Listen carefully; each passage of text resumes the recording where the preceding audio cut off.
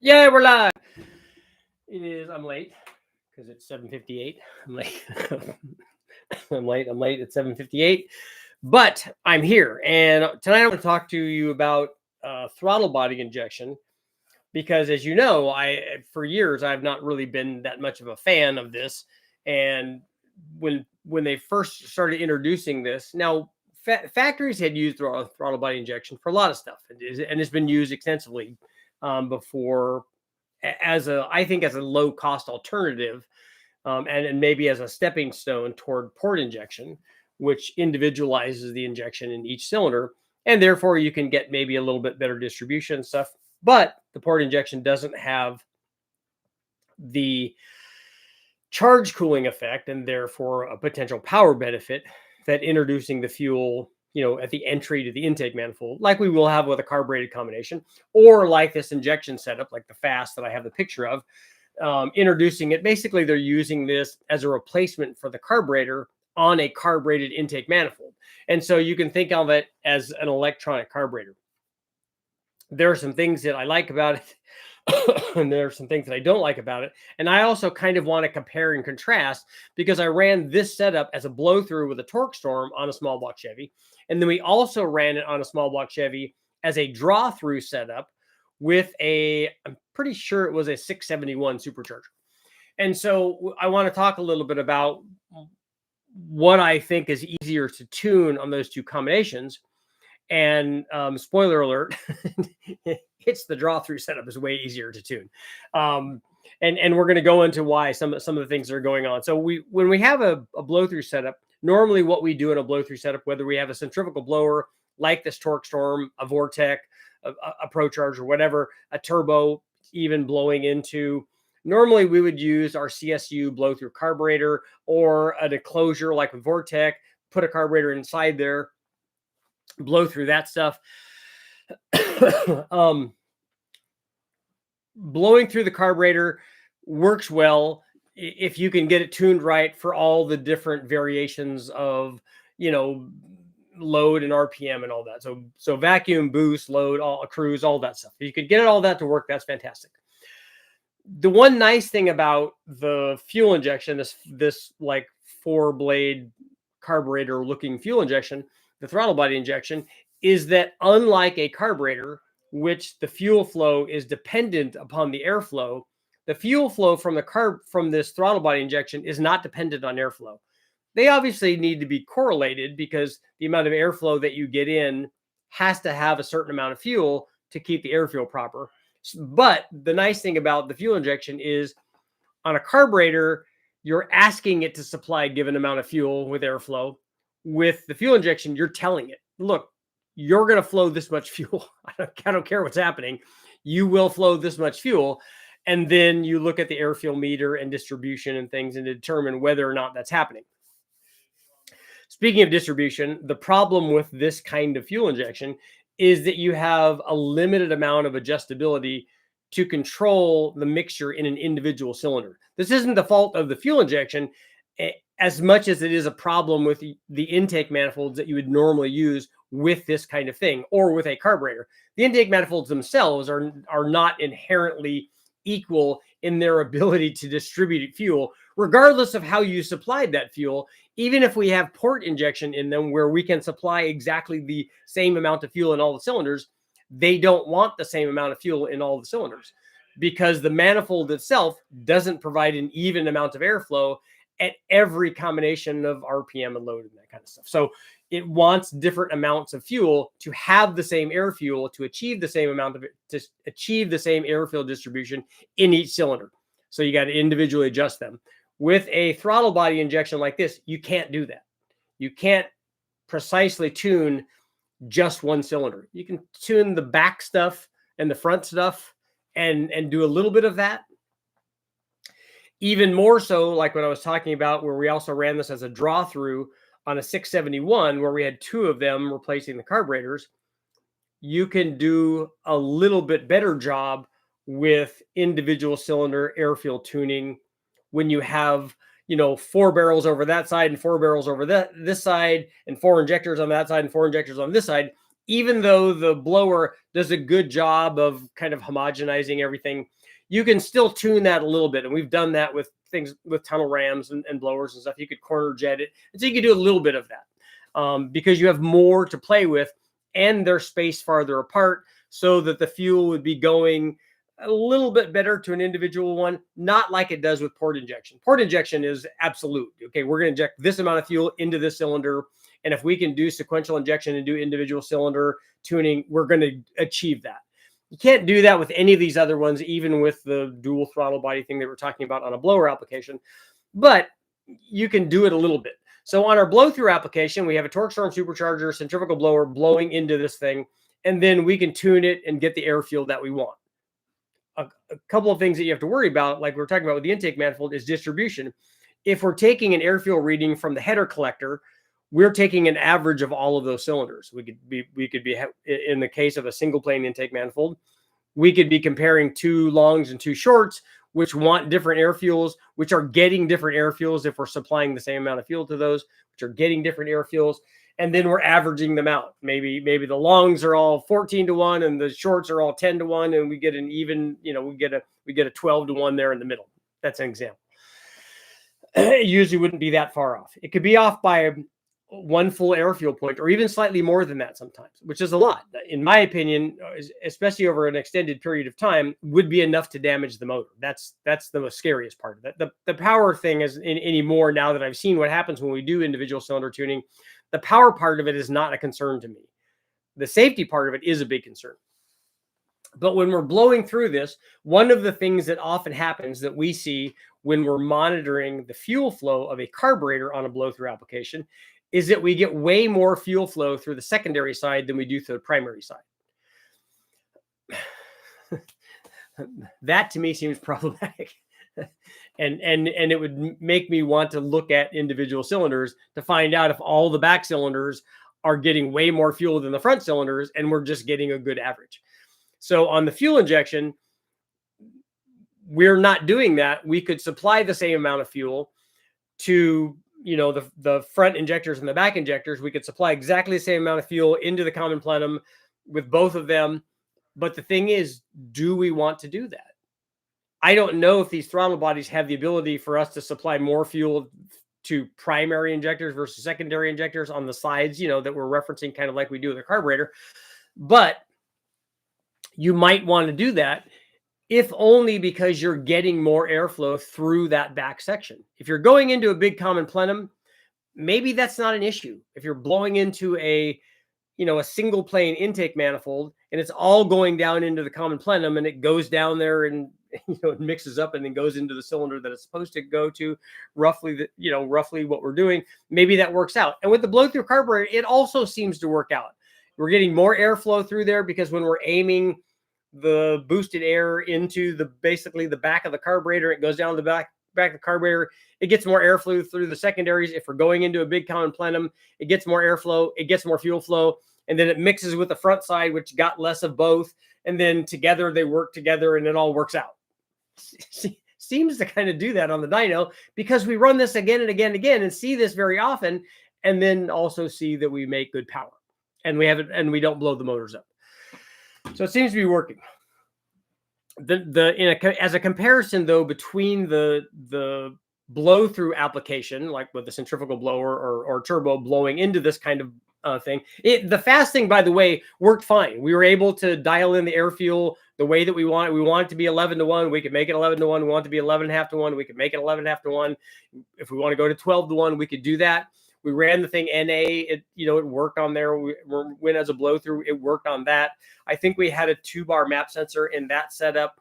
And so I don't think we ran very much boost on this thing. We probably only ran, 10 or 12 pounds or something on it. And I think this thing made over 700 horsepower, or let's see if I'm correct in my assumption there.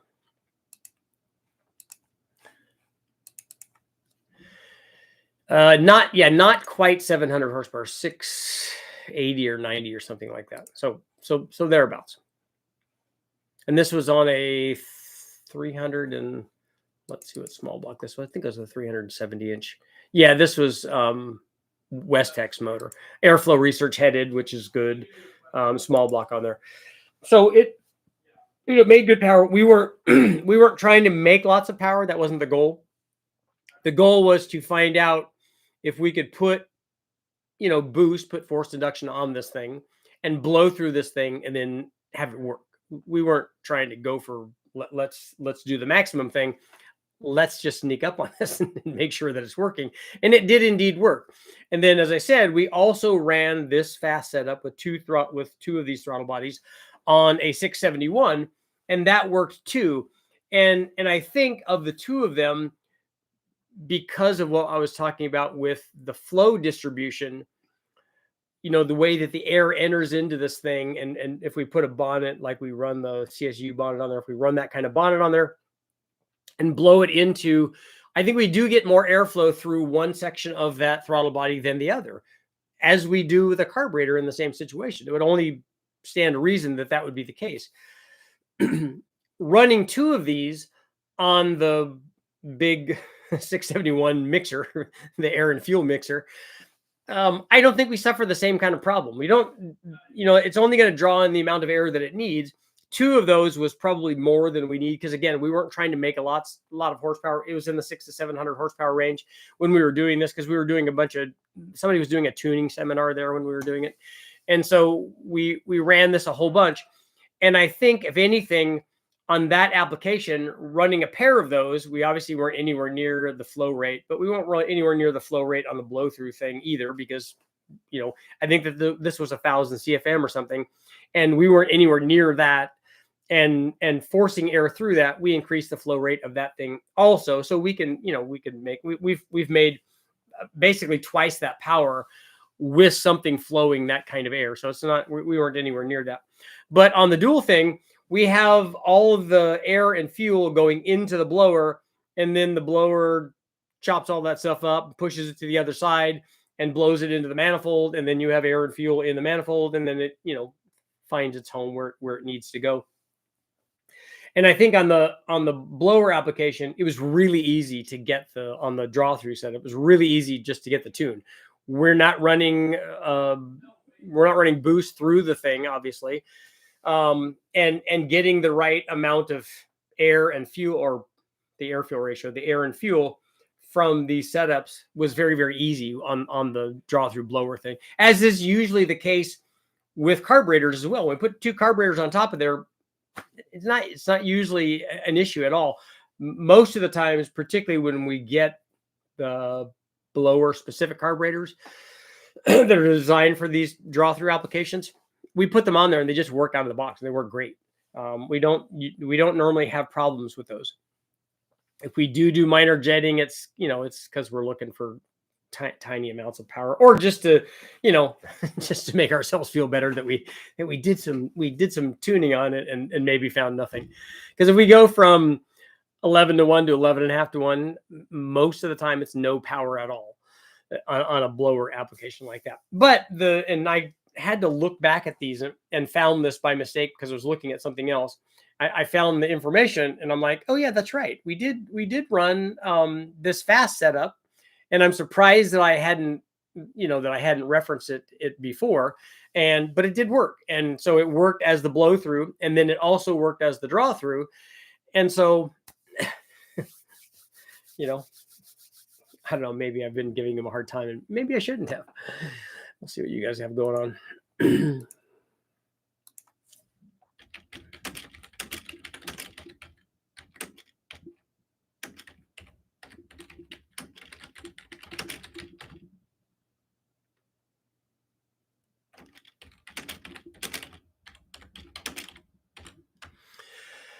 Okay.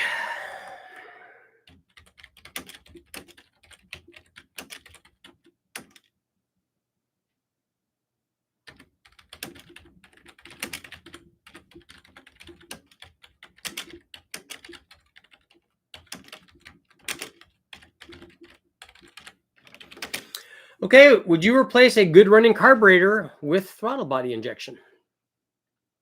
Would you step up to that? Is there enough of a benefit for that for you guys? Let me know. Let me know what you guys think in the poll.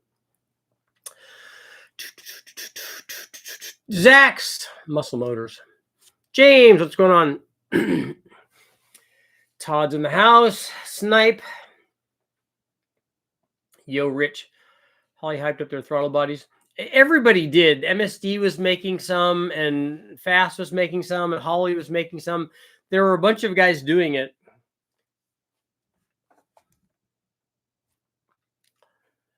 LS2 is looking more and more like rings. Are any of the pistons broke? What PSI are the aftermarket throttle bodies running? Is it above boost pressure? The fuel pressure on the ones that we ran, because they were running standard injectors, so that they were 45 PSI.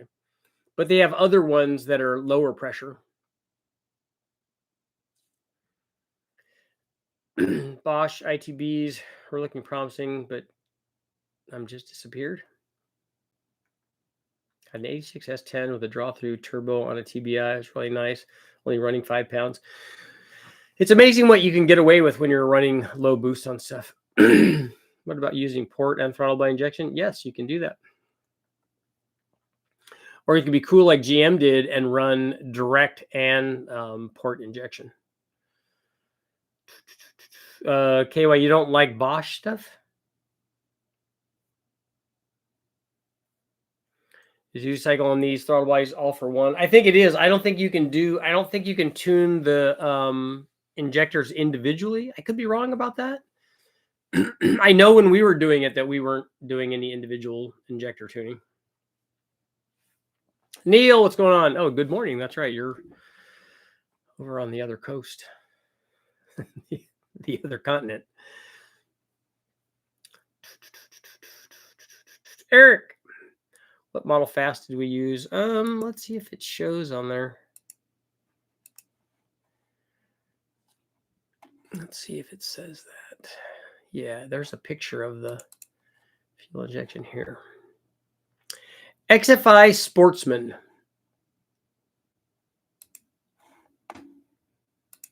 If that helps.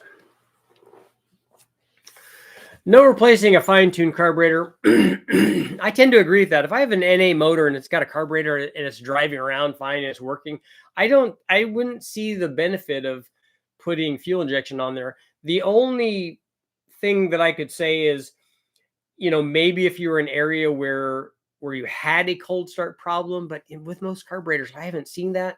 Although I've never lived in a place that had with a car where we had, where it was 30 degrees or 20 degrees or 10 degrees or 0 degrees or whatever.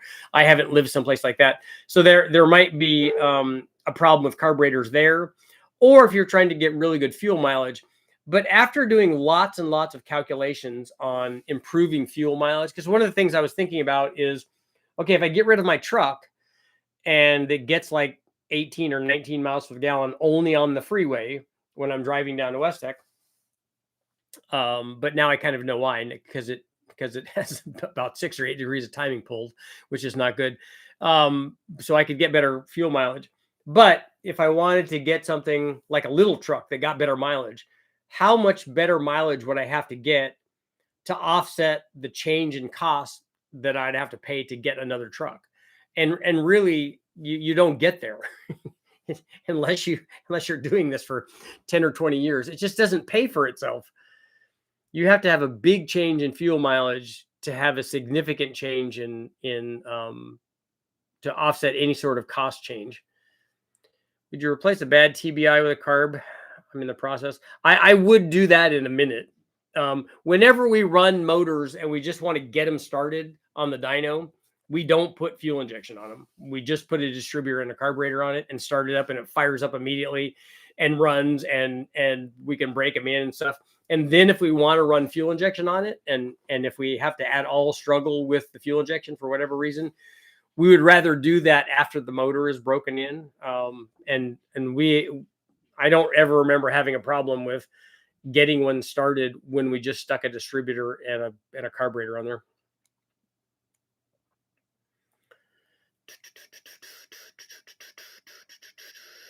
There's no replacing CARB for intake, air cooling, and hand tool tuning. EFI for more consistent airflow throughout the range if you're laptop savvy, or deal with it to change in altitude.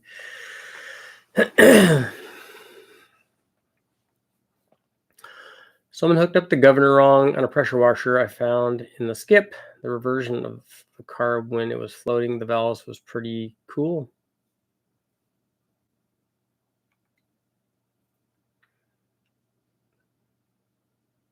I have enough cards that aren't running, so I wouldn't break a running CARB setup. ET, what's going on? What's going on, Jeff? American Powertrain. One thing a carburetor has over TBI is that the carburetor can't be influenced by electronic interference. Nope.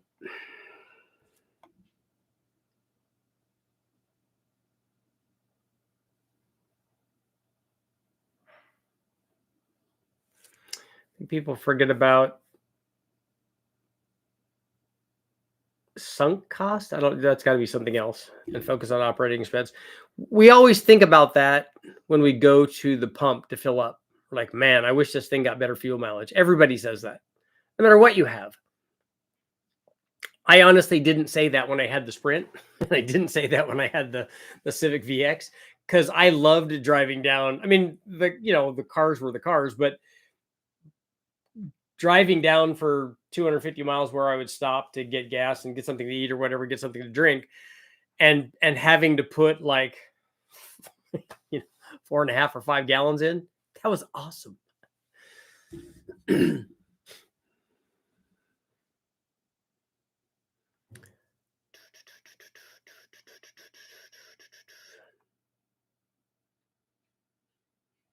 Fuel mileage alone isn't beneficial in my opinion. It's not. Fuel mileage isn't good. 9.5 Dart SHP block. What oil pan would you recommend? I don't know. I don't know what you're doing. The oil pan would be dependent on the chassis that you're trying to put it in and what you're trying to do. Is this a road race thing? Is it a drag race thing?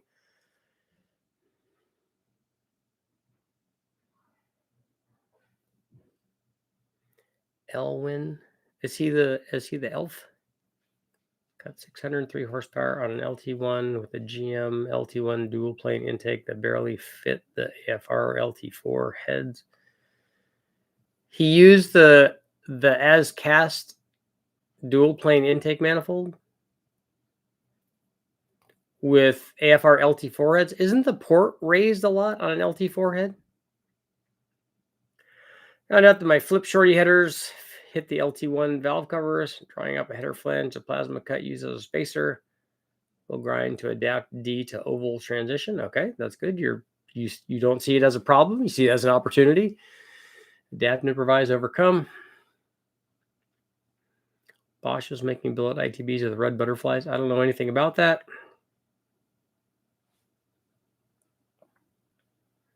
Our current car does 0 miles per gallon.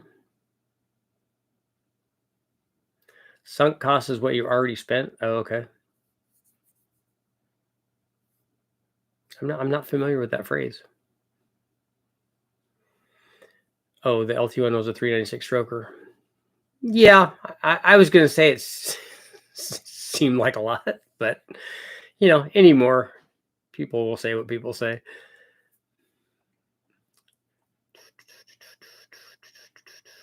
Woke up Monday to 40 degrees at the lake. But my blown 540 started up just fine with 2 750 Hollies. It's about some miles per gallon. It is, but I don't know anybody that has a vehicle, no matter what it is, no matter how much power it makes, no matter how much fun it is, that when they're at the gas station, they don't go, man, I wish this thing got better fuel mileage. Because there's nobody that would turn down if they have 1,000 horsepower thing and it runs 8s or whatever. If it only gets 8 miles to the gallon, if it got 50 miles to the gallon, there's nobody that would turn that down. Everybody would want that. My Civic would get at least 25, no matter what I did. Yeah, I never understand things like that when people say that stuff. I understand driving it hard and it still gets 25 miles per gallon, but if you drive it hard or drive it easy, the fuel mileage definitely changes. There's no way that because I did fuel mileage tests, like a lot of them in my Civic, and it definitely got worse fuel mileage around town than it did on the freeway on a steady state kind of thing. And if you drove it hard and used VTEC a lot, it definitely got worse fuel mileage. And that's exactly what you would expect. I remember my relatives telling me, oh, my Corvette gets 35 miles a gallon, even if I drive it at 80 or 90. I'm like, no, it doesn't. It doesn't get that good of fuel mileage, especially at that speed. It's not going to do that. And they're telling me, oh, it gets better fuel mileage at this higher speed. I'm like, no, it doesn't do that. It can't do that. That's not a real thing. Richard, wanting to stud my 2-bolt block. Should I get billet caps, and what bearing clearance do I run and studying it? I think maybe you're worried about the wrong thing. Are they still going to be 2-bolt caps? And don't get it like line honed until after you get your caps and your studs, if you're going to put studs in it, and then get it machined, and then do your clearance. How many hours does it take to get to West Tech? It's 440 or so miles. So it's like 7 hours or something.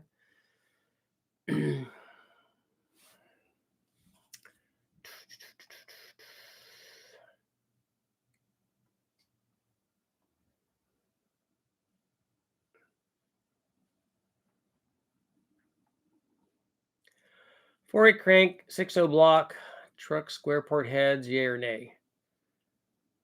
What is it you're trying to do? What is it you're trying to achieve? I don't know why anybody would put a 4.8 crank in a 6-liter. If you want to make power, you should use the 6-liter crank in the 6-liter block, and then use rec port heads. Elwin is an LT1 specialist in Southern. What's MD? Not Maine, Minnesota, Maryland. It's possible for a cab shaft not to have a lobe for a mechanical fuel pump. Yes. No LS has that.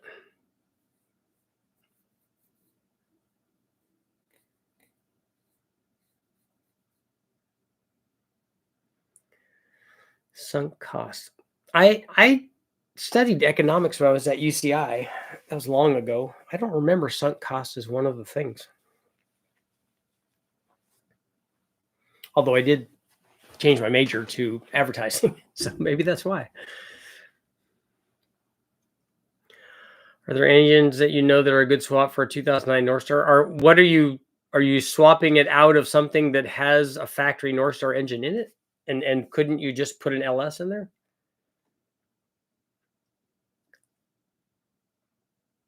You know, it helps with fuel mileage, extra gears, overdrive. Yeah, RPM is better. Less RPM is better when it comes to fuel mileage. Less vehicle speed, better aero, gearing, all that stuff.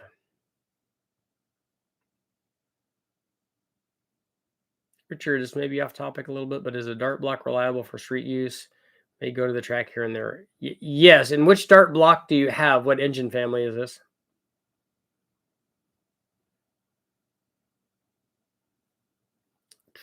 A turbo diesel is really good for fuel mileage also. But a turbo diesel also benefits from, reduction in rolling resistance and aero drag and that stuff.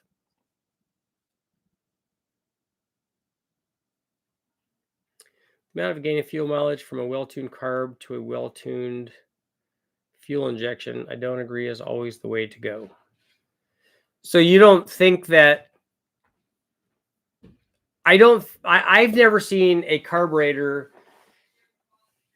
tuned on an application, and maybe even a factory application, be able to do what fuel injection does under every combination of load and RPM.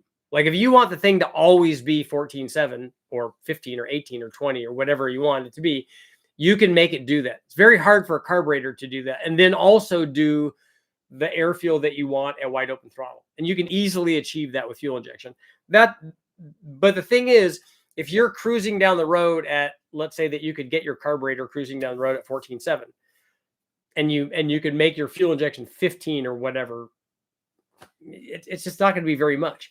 But when you tip in the throttle, you could probably achieve better fuel mileage in normal driving conditions. That's not just a flat, steady state kind of thing, I would think.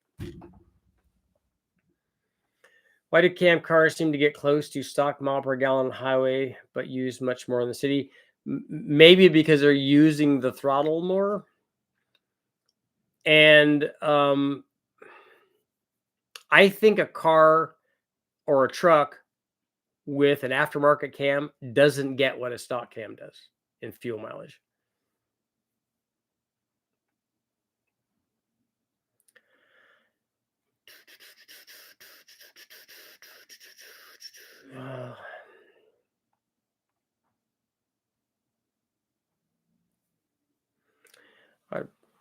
Some people must have cars that defy science.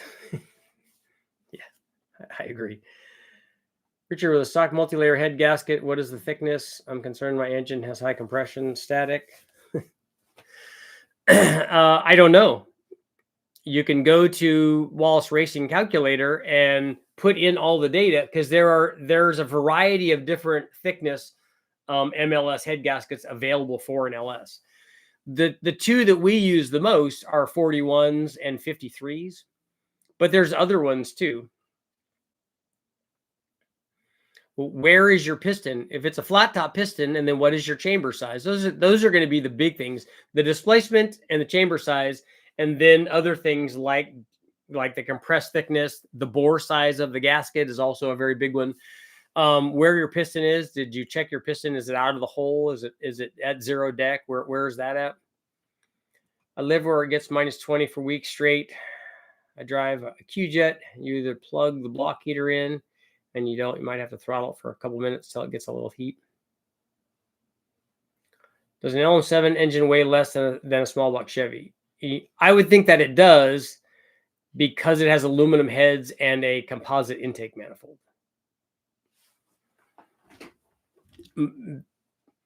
With only a few exceptions, the small block Chevy is going to have an iron head and an iron intake manifold. I LS swapped my OBS Tahoe, went from a 5.7 Vortec to a cam 6-liter L96. That's probably a big change in power. It's gotten 22 on the highway a few times, at 18 or 19. The old Vortec was like 16. Okay.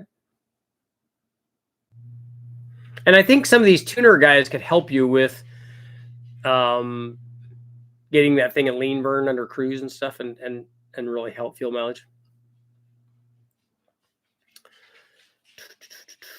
Richard, my big block Suburban gets horrible fuel mileage empty. It's not much worse with a load.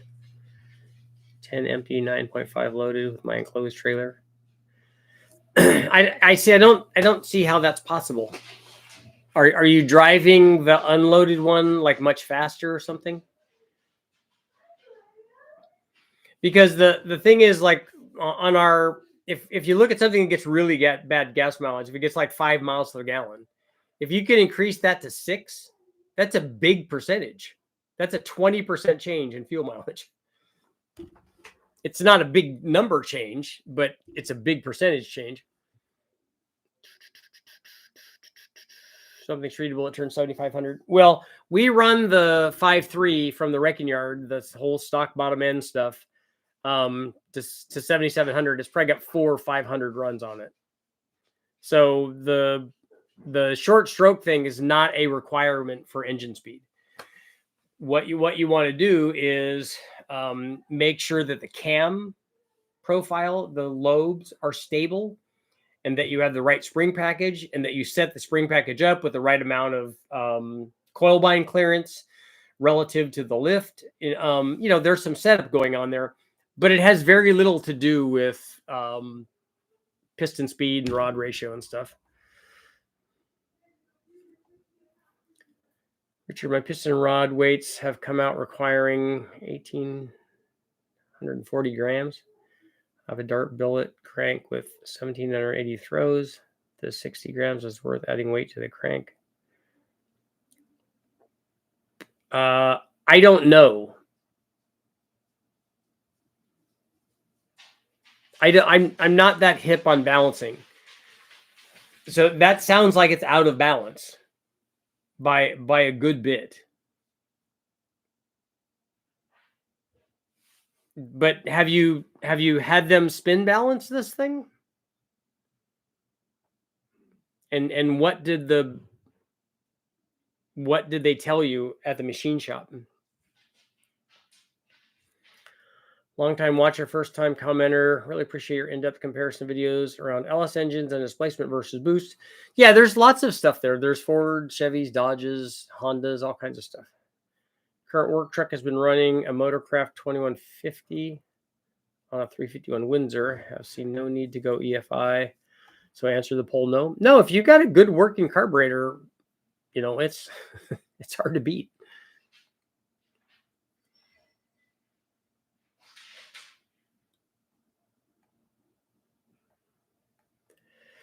I have a Cadillac hearse with a bad Northstar V8. Want to replace it with something not a Northstar.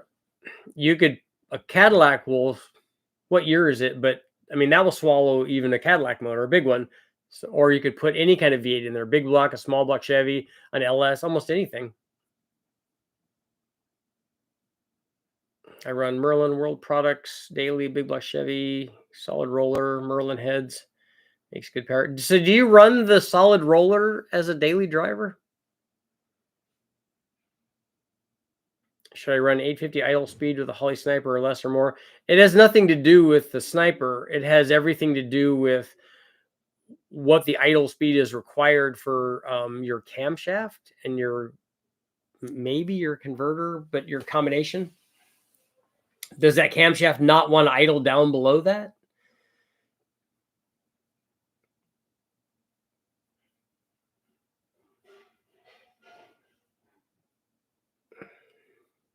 If it's front wheel drive, you can put a 3800 in it.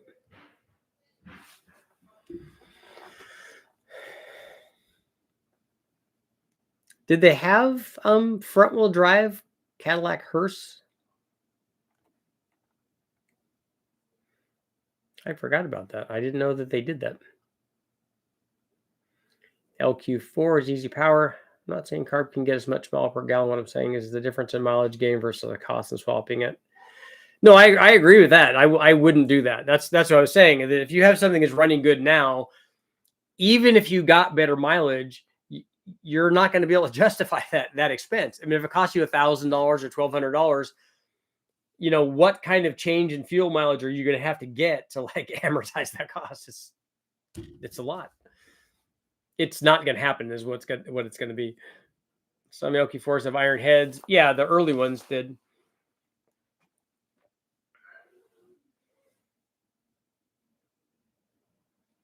Why do engines idle high on cold start? That's their cold start enrichment. I think it's a gears 410 big block. Empty or load is still spinning the RPM all the time. New technology has many differences. Less drag and other things that increase mileage. I don't think swapping the same engine vehicle would benefit so much.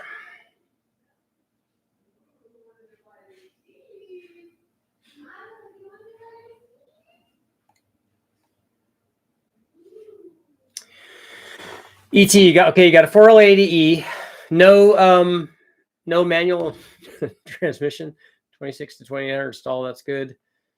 Shift kit, good. So chirp second. Oh, chirp. And woke up big time. All things considered, maybe 150 more horsepower, better mile per gallon.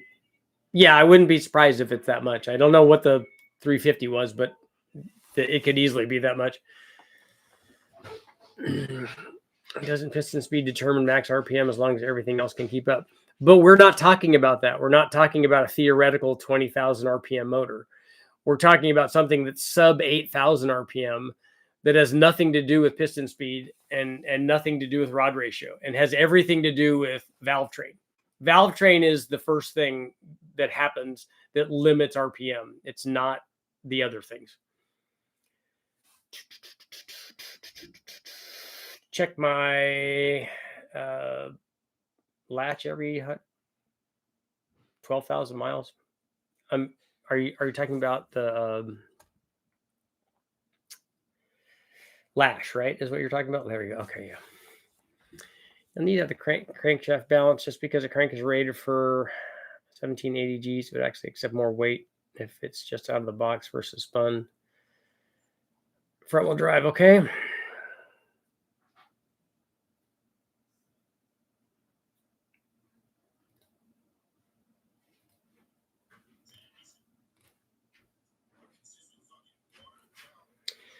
Have you used new HP tuners?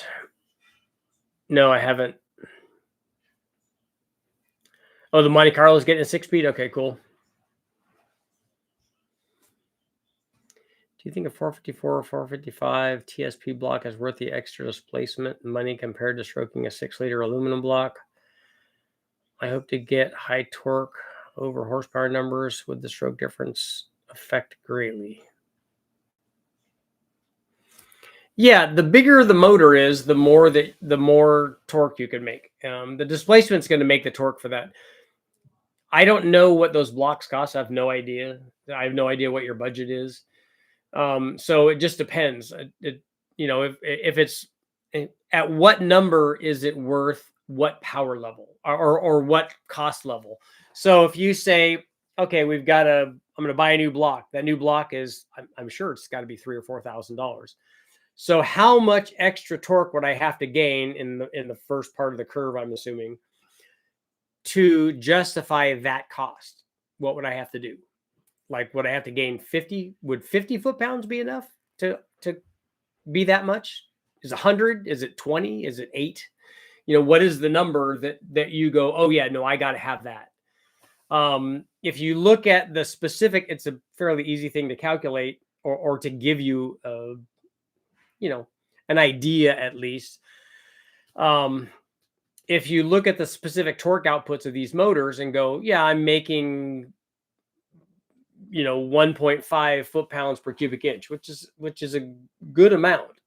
If you could do that and you just multiply that times the displacement and go, at the torque peak, I could have this much more.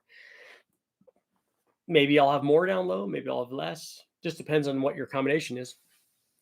But ultimately, that's what you have to decide. Here's how much more money it's going to cost. Now, how much would I have to gain to where that's a worthwhile deal? And only you can decide that. Nobody else can decide, yeah, that's a good deal. Well, yeah, it's a good deal if you're Elon Musk and the money doesn't mean anything to you. or it's a terrible deal if no matter how much it made, you were a guy that couldn't afford it. So you have those two extremes, and then everybody else is somewhere in the middle.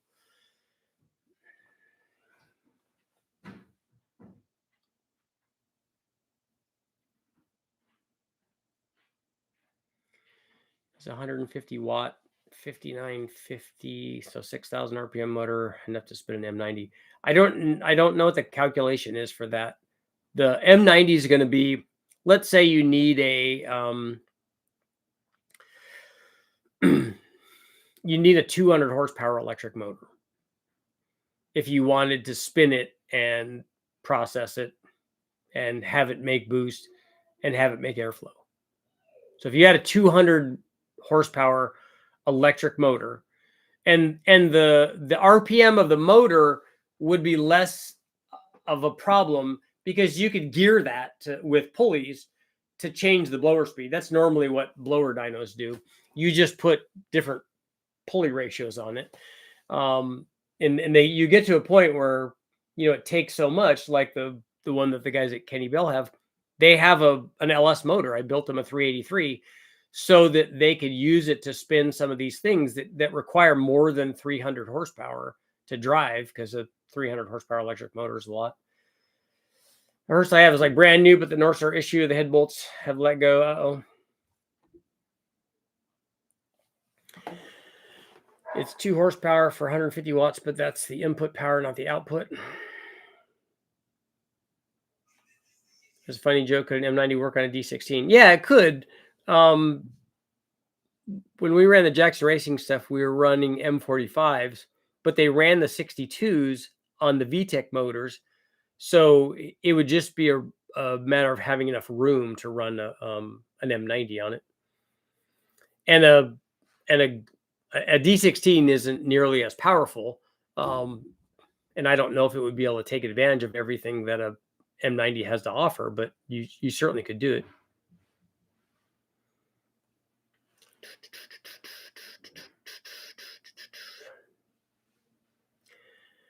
There's a video, 6-liter low buck truck versus truck plus. No, there will be, but there isn't that right now. Just a hearse chopped up by Hess Earnhardt.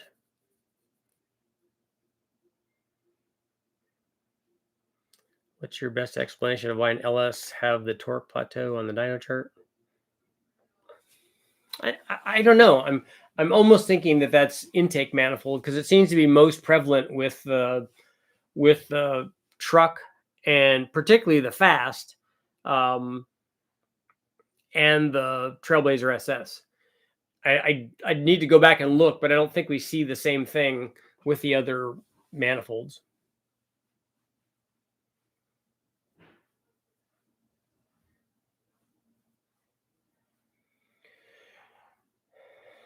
Richard, what valve guide material do you think lasts the best on an exhaust valve that sees high GTs, like a truck that pulls a trailer most of the time?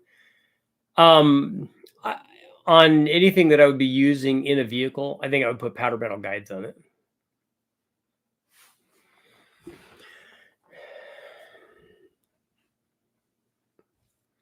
Ran into a deal on 5.3s here in Michigan today. Junkyard has too many pulled.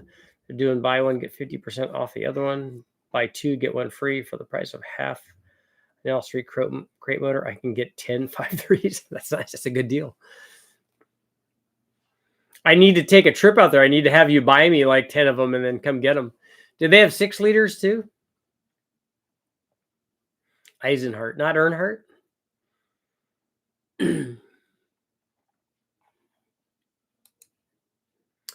Would you replace your good running carburetor with a throttle body injection? 62% are saying, yeah, no, we're going to pass on that.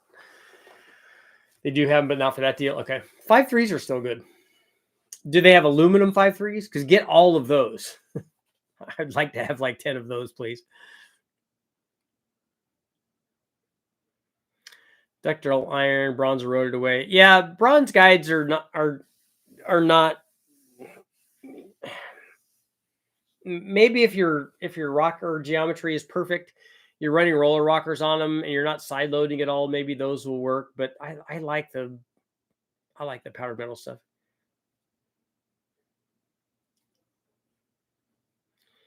ET Enterprises, just load them in my van. I'll drive them to Texas for you.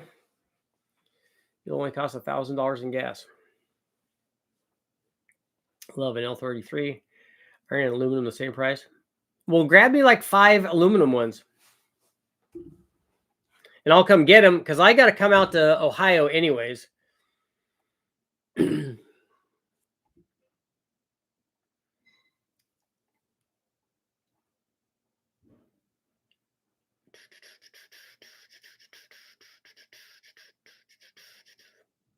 So, ET, send me an email. We'll get together. We'll get together. I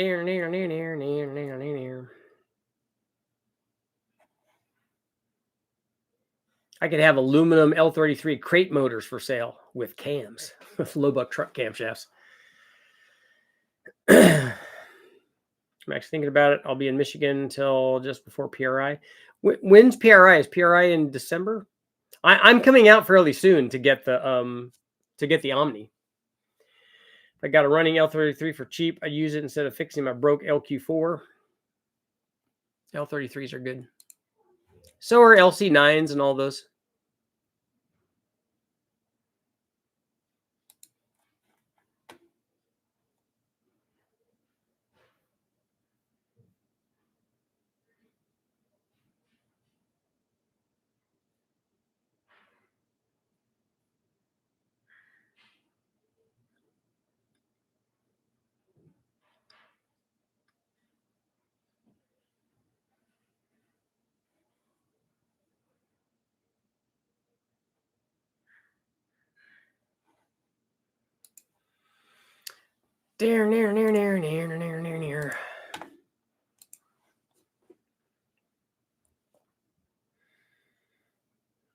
I'll email you in the morning. I have plans as well. Cool.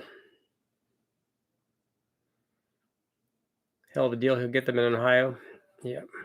I know. I could send the guys up from the car farm. I could pay them to go up and get them. Is there a difference between an LY6 block and the LC8 block? I'm not that familiar with an LC8. What the hell is that?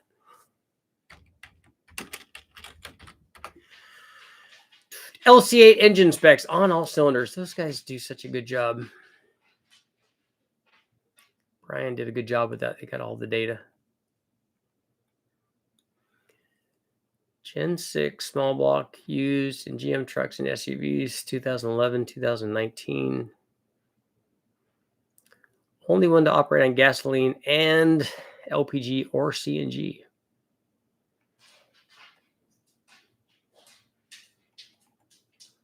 I mean, I think it's a Gen 4 block, right? I don't know what would be different about it.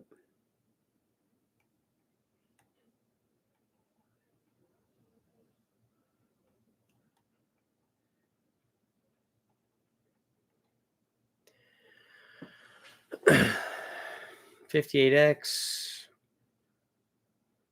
823 or 5364 heads. Yeah, all that seems like the same as an LY6.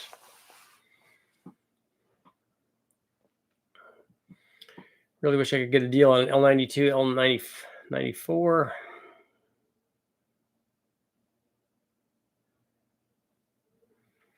More horsepower. The LS stuff disappears quick. We've got a lot of stuff, particularly 4.8s and 5.3s.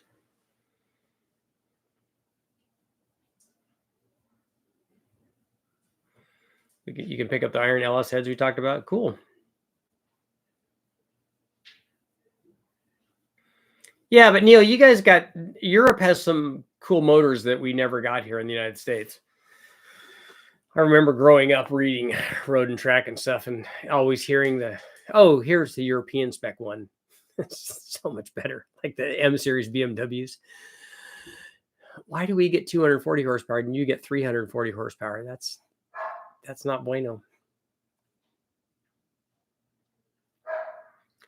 Maybe haul another set to California. What of the iron heads? Evan Perkins is getting a set for me. Is Evan getting an iron set of heads? You better not start copying me. Evan's great.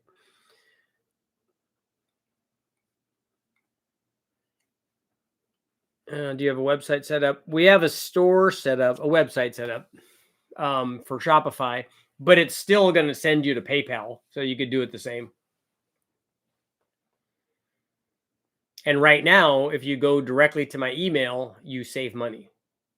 If you go through Shopify, you're going to pay for shipping.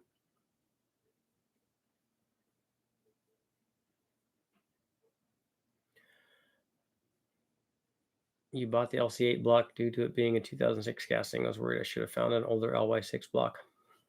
I don't think they're any different. You would have an extra iron 6-liter. I'm in Michigan and I need one. Building an Audi V8 would be cool. My question for Audi V8 would be, is there aftermarket support for that? Like, do they have lots of cams for them and stuff? And are they really expensive?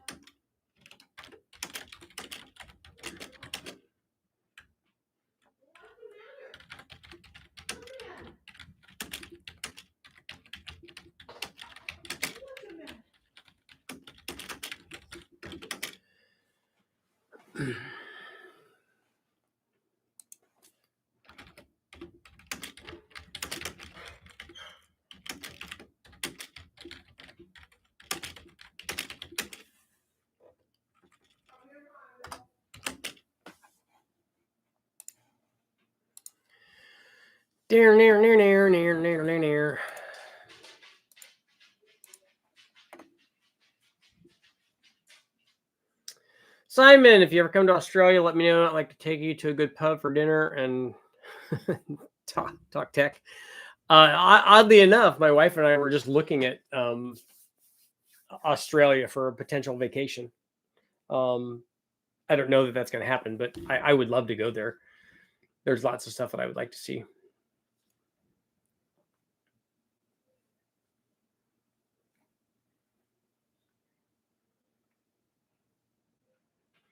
Richard, you going to SEMA? I don't know. I was thinking about that. I kind of think that I should.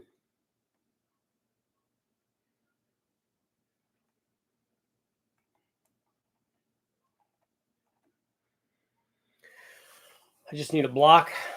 You have everything else. Just add boost. That's right. Everything else.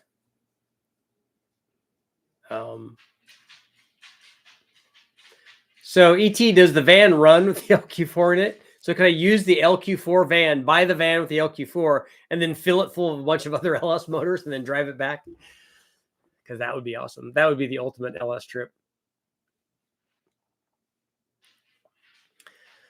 So we're gonna, would you replace your good running carburetor with a throttle body injection?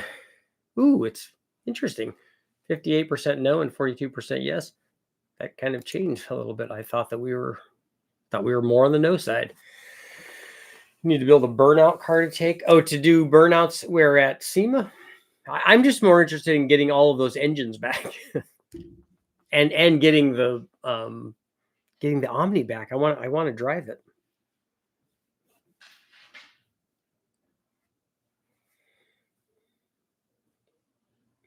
I need a turbo in my life.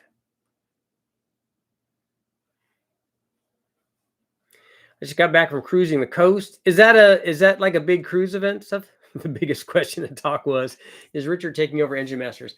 Did you tell them? Unfortunately, there is no more Engine Masters.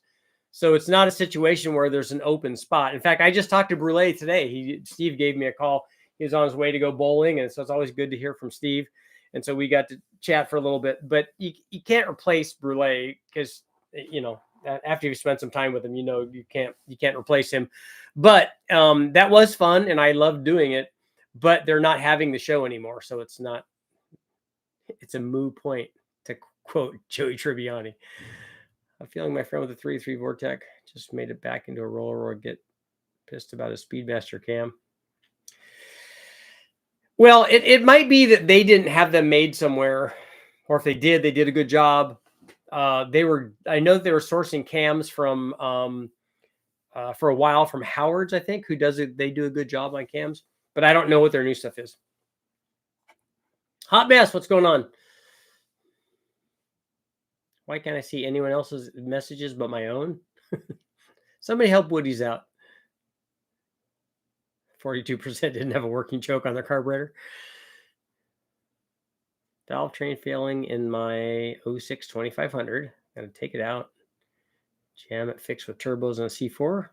Just want to find a non-ticker and send it. You should definitely come to cruising the coast. What is that? Where is that? Richard, how far did you push the Hemi? We went over 1,000 horsepower with the Dodge Ram 5.7 Hemi, the early one. Cruising the coast is the largest car show cruise in the USA. Wow. Maybe the world. Almost 10,000 classic cars registered. In the Mississippi Gulf Coast, 10,000 plus cars. So let me see where that is. How close is that to Georgia?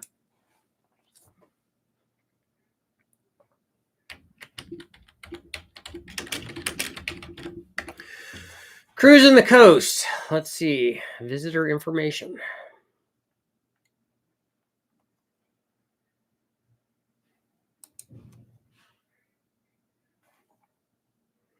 Well, I see that's on the water. I like that.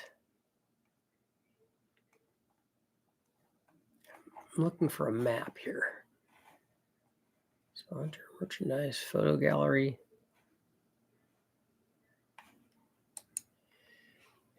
Site locations and maps. Here we go. Click the bold location name to see the map. I just want to see an exploded view of everything. Like, how far does it go? The run is 45 miles long on Highway 90. Okay. Event locations. Moss Point.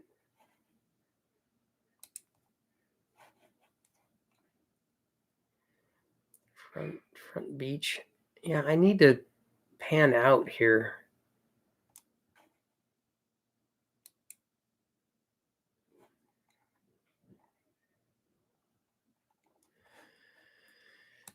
Maybe I could convince Jimmy to go. Gulfport, Mississippi, American Powertrain goes every year. Not super close to Georgia. Okay. Hot mess. Yeah, the Hemi was a stock. The Hemi was a stock bottom end because that's how we do all the big bang motors with ring gap.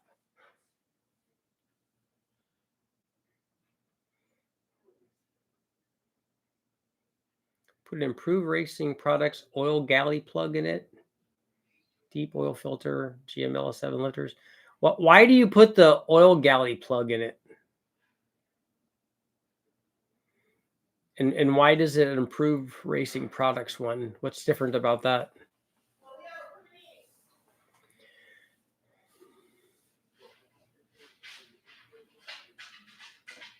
Miss America Powertrain. Right in the Gulf of Mexico, which I like. About an hour and a half west of New Orleans. Okay.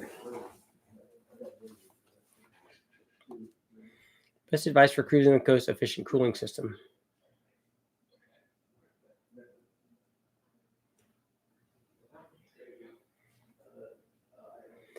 Can an HEI distributor be compatible with a CDI system? And is a GM TBI ignition considered CDI ignition?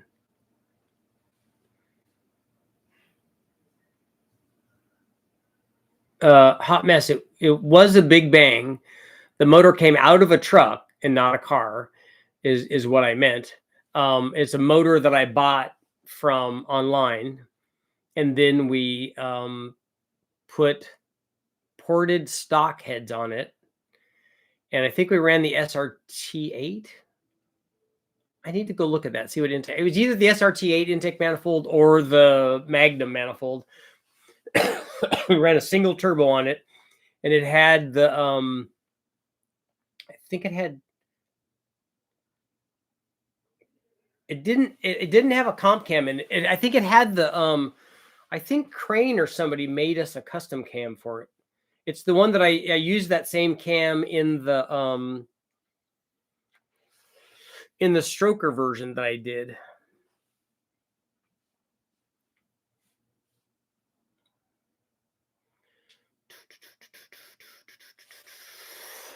Keeps dirty oil from recirculating, also doesn't deteriorate. I'm thinking 60, 70, 80 pound spring for the oil pump. Also have the pickup tube girdle.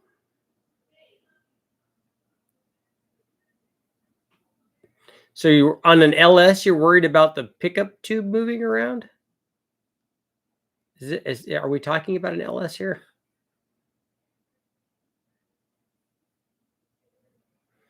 And are you talking about the barbell thing? A billet version of the barbell thing?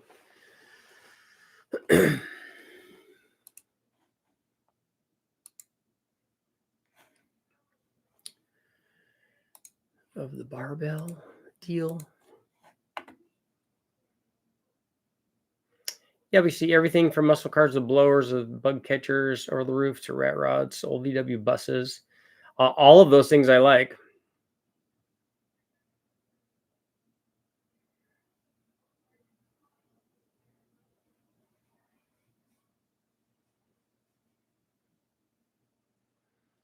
You had your C6 out there?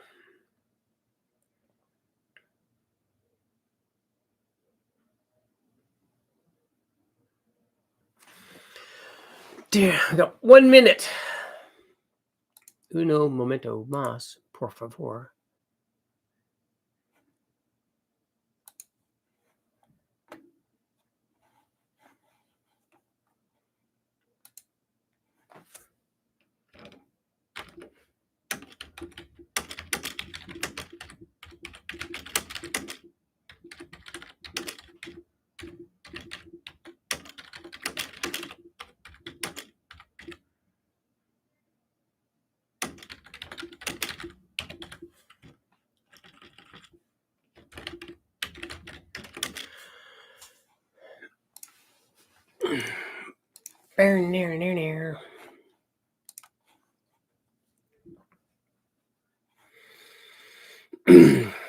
And on that note, guess what?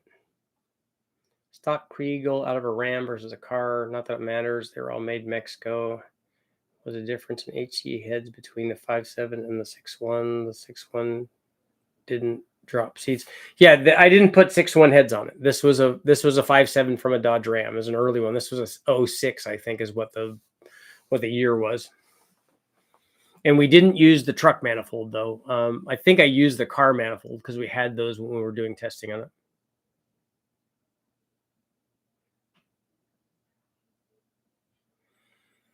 Anyone know if the LS6 bottom end stronger than the LS1?